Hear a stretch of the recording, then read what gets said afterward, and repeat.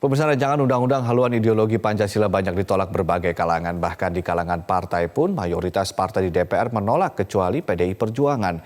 Untuk membahas polemik RUU HIP ini kami mengundang Ketua Dewan Guru Besar Universitas Pendidikan Indonesia Karim Suryadi melalui sambungan Skype. Selamat pagi Prof. Karim. Selamat pagi, Ade. Ya, Prof, penolakan RUU HIP sudah banyak terjadi. Apa yang seharusnya dilakukan? Apakah menunda atau membatalkan secara keseluruhan RUU ini? Karena kalau kita tadi dengar pernyataan dari pemerintah adalah menunda. Kami Dewan Guru Besar Universitas Pendidikan Indonesia sudah mengiris tipis naskah akademik dan draft rancangan undang-undang haluan ideologi Pancasila ini. Tetapi kami tidak menemukan urgensi tentang keberadaan undang-undang ini.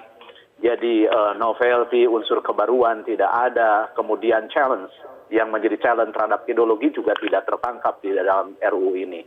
Itu yang pertama. Yang kedua, menyangkut isinya, terdapat beberapa hal substantif yang menurut saya terdapat kesalahan paradigmatik ya.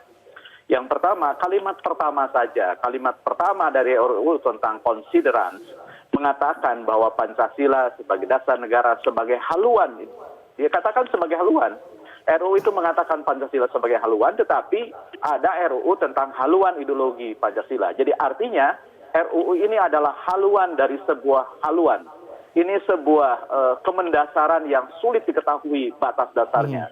Kemudian yang kedua masih di dalam konsideran. Ini yang sering menimbulkan pro kontra di mana-mana, unjuk rasa di mana-mana tentang absennya TAP MPR tentang larangan komunisme, dan banyak menganggap absennya TAP ini dianggap sebagai sebuah penguatan yang melemahkan gitu ya, karena tidak menunjukkan preferensi ideologis.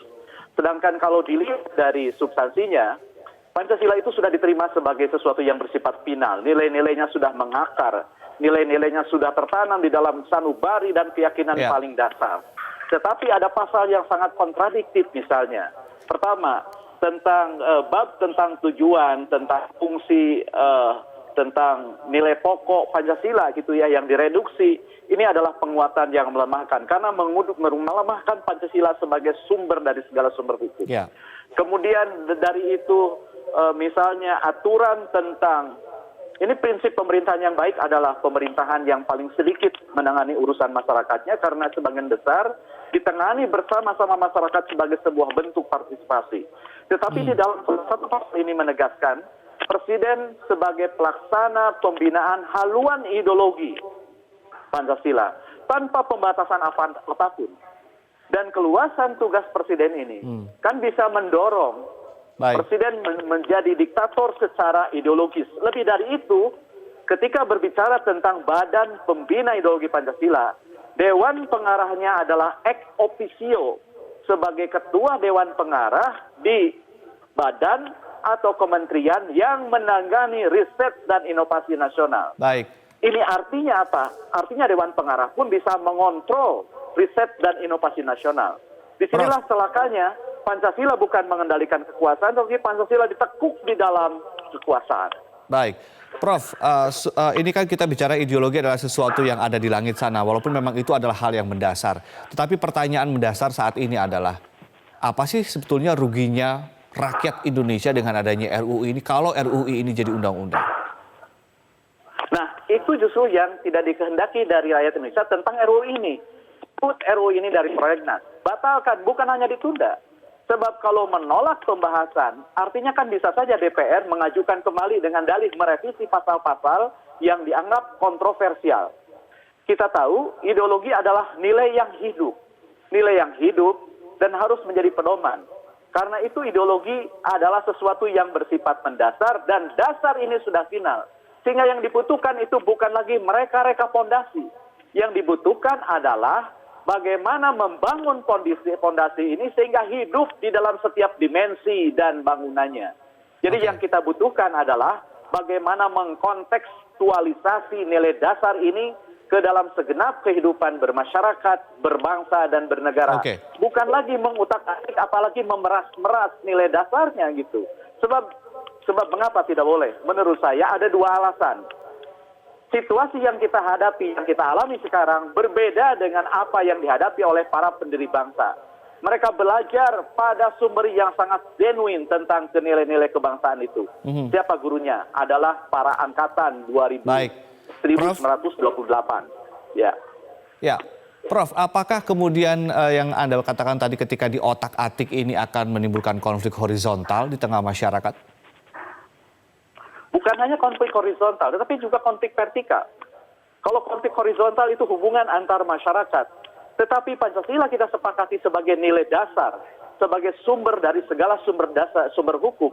Artinya bagaimana negara berhubungan dengan rakyatnya, bagaimana pemerintah berhubungan dengan masyarakatnya diatur di sana. Nah, kalau sekarang Pancasila diletakkan di dalam kekuasaan, di dalam bayang-bayang kekuasaan, bukan Pancasila yang mengontrol jalannya pemerintahan, tapi ini malah sebaliknya. Pancasila bisa dikooptasi oleh kekuasaan. Riset bisa diacak-acak bisa dengan dalih mengembangkan ideologi Pancasila.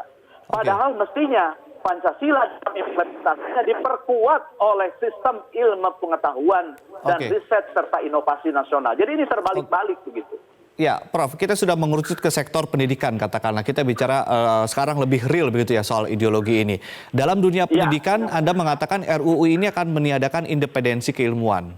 Apa maksudnya? Di mana kemudian keilmuan independensinya ditiadakan oleh RUU ini?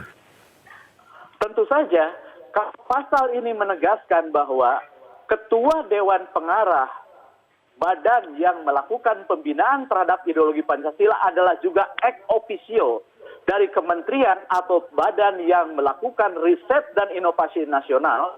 Artinya dia bukan hanya bisa mengarahkan pembinaan ideologi, tetapi dengan dalih pembinaan ideologi itu bisa melarang riset, bisa mengintervensi inovasi nasional. Itu yang pertama. Yang kedua, saya adalah orang yang belajar jurusan pendidikan Pancasila dan kewarganegaraan, bekerja di sini, memikirkan Pancasila sudah puluhan tahun, gitu ya. Nah, bagaimana di dalam pasal ini dikatakan haluan ideologi Pancasila harus menjadi dasar dari sistem pendidikan nasional, sekaligus sesuatu yang diajarkan mulai dari sekolah dasar hingga perguruan tinggi. Bagaimana mungkin guru-guru sekarang menjadi harus ditatar, mereka harus mengamalkan apa tujuan negara, apa visi negara, apa sendi pokok, apa nilai dasar, sesuatu yang rumit diperumit. Padahal yang dibutuhkan sekarang nilai dasarnya sudah final. Yang kita butuhkan sekarang sebagai bangsa adalah bagaimana mengkontekstualisasi nilai instrumental. Misalnya, sopan santun itu sesuatu yang berguna di mana-mana. Tetapi no sopan santun dalam konteks bernegara, sopan santun dalam hubungan di pasar, sopan santun dalam hubungan di media, itu yang berbeda-beda. Itu yang kita hidupkan begitu. Biarlah nilai dasarnya kokoh dan kita hidupkan dimensi-dimensi Pancasila dalam kehidupan kita sehari-hari. Itu yang kita butuhkan. Gitu ya. Jadi jangan mengotak-atik, berdalih penguatan tetapi pelemahan.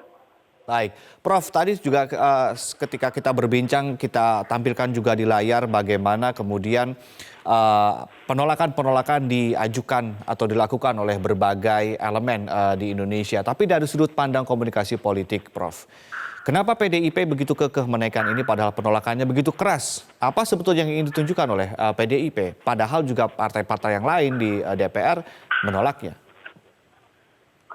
Saya tidak tahu, tetapi yang pasti kalau dilihat dari sisi keberbedaan, semakin berbeda itu kan akan memiliki nilai salient atau kemenonjolan.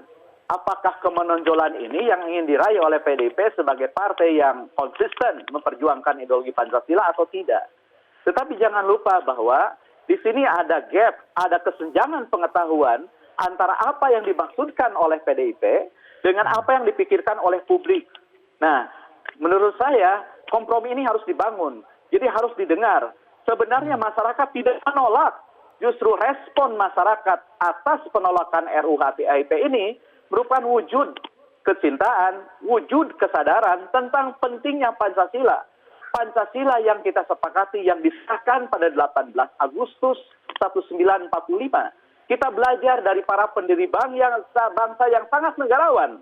Misalnya Presiden Soekarno, yang meskipun punya rumusannya sendiri yang diajukan 1 Juni, tapi dia sebagai ketua musyawaratan saat itu disetujui pada rumusan Pancasila 18 Agustus. Baik. Ini sebuah kenegarawan yang harus kita teladani, bahwa egosentris, bahwa pikiran sendiri itu tidak bisa mengalahkan permufakatan orang-orang banyak, apalagi kalau disepakati sebagai dasar negara gitu ya. Prof. Jadi itu menurut saya nilai teladannya.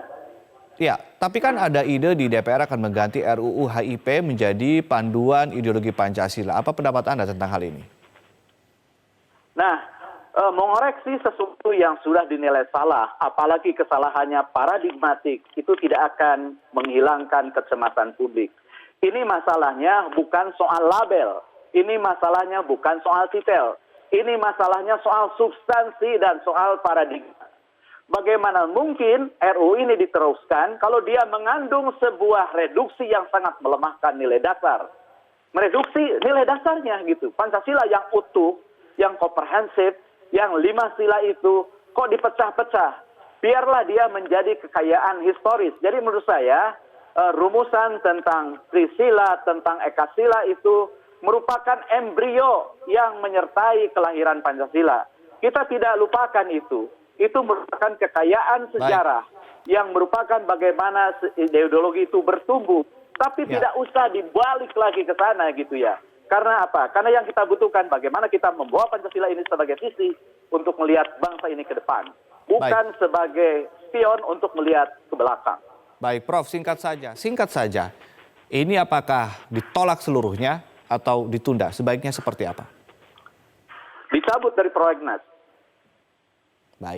Baik, terima kasih Prof Karim telah bergabung dan juga memberikan pandangannya di Metro Pagi Prime Time kali ini.